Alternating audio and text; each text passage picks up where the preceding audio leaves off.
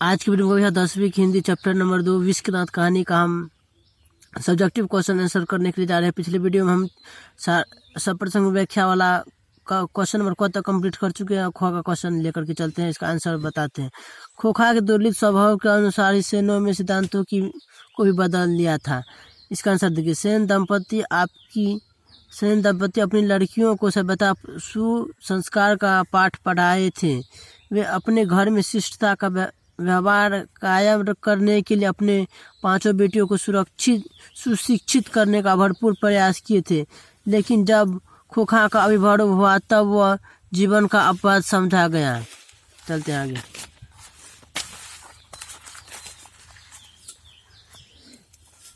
एवं उसका पालन पोषण अत्यधिक लाड़ प्यार से किया जाने लगा। लाड़ प्यार के कारण वह गलती भी करता तो उसकी गलतियां के अलग तर्क दिए जाते थे। मोटर गाड़ी में कुछ हानि भी पहुंचता तो उसे संभावित इंजीनियर के रूप में देखा जाता है। उसके लिए शिक्षा के सिद्धांत भी अलग तैयार किया गया था, अर्थात खोखा को जीवन के वास्तविक आदर्शों के अनुसार चलने का तालीम नहीं देकर सेन साहब ने स्वभाव व्यवहार के मुताबिक सिद्धांतों को ही बदल लिया था। चलते हैं 1 नंबर व्याख्या वाला क्वेश्चन पर।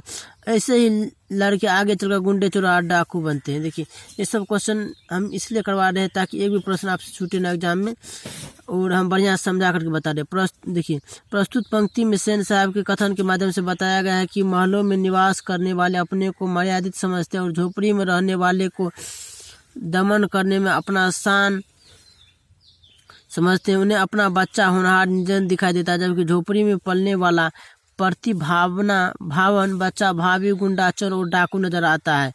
साहस के साथ अन्याय अत्याचार का विरोध करने वाला नालायक कहलाता है। सेन साहब की नई चमकती काली गाड़ी को केवल छूने भर के तथा कथित अपराध के लिए मदन के प्रति ऐसे शब्द कहकर उसके पिता को प्रताड़ित किया जाता है। चलते 1 नंबर क्वेश्चन पर। हंस को की जमात में शामिल होने के लिए लग गया।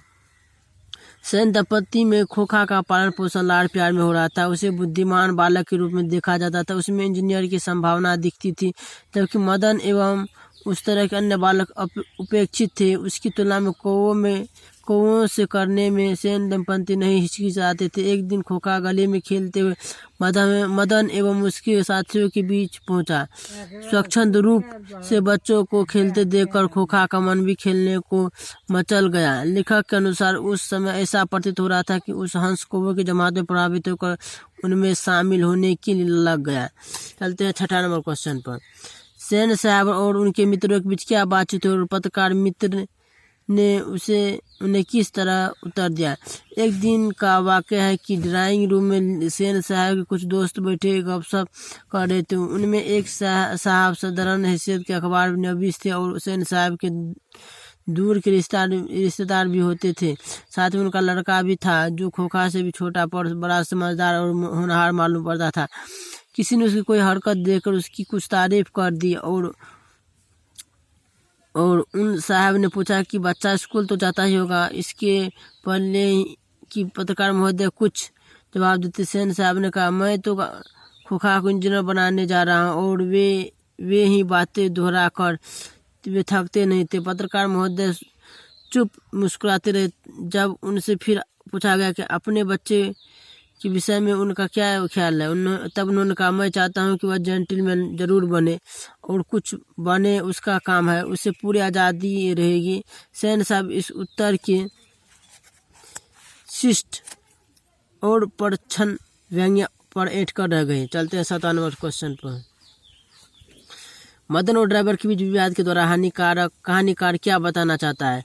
मदन और ड्राइवर के बीच विवाद के द्वारा कहानीकार बताना चाहता है कि अपने पर किए गए अत्याचार का विरोध करना पाप नहीं है। मदन शोषण, अन्याय तथा अत्याचार के विरुद्ध प्रज्वलित प्रतिशोध का प्रतीक है। सेन साहब की नई चमकती काली गाड़ी को केवल छूने भर के तथा कथित अपराध के लिए मदन सोफा ड्राइवर द्वारा घसीटा जाता है। यह गरीब बालक पर अत्याचार है। मदन द्वारा उसका मुकाबला करना अत्याचारियों पर विजय प्राप्त करने का प्रयास है। दमनकारी नीति को जड़ से उखाड़ने का प्रबल शक्ति प्रदर्शन है। चलते हैं, आज के लिए इतना ही। मिलते हैं कल की वीडियो में। जितना बचा है क्वेश्चन उसको पूरा कवर देंगे। हमारा वीडियो अच्छा लगा तो हमारे चैनल को सब्सक्राइब जरूर करें।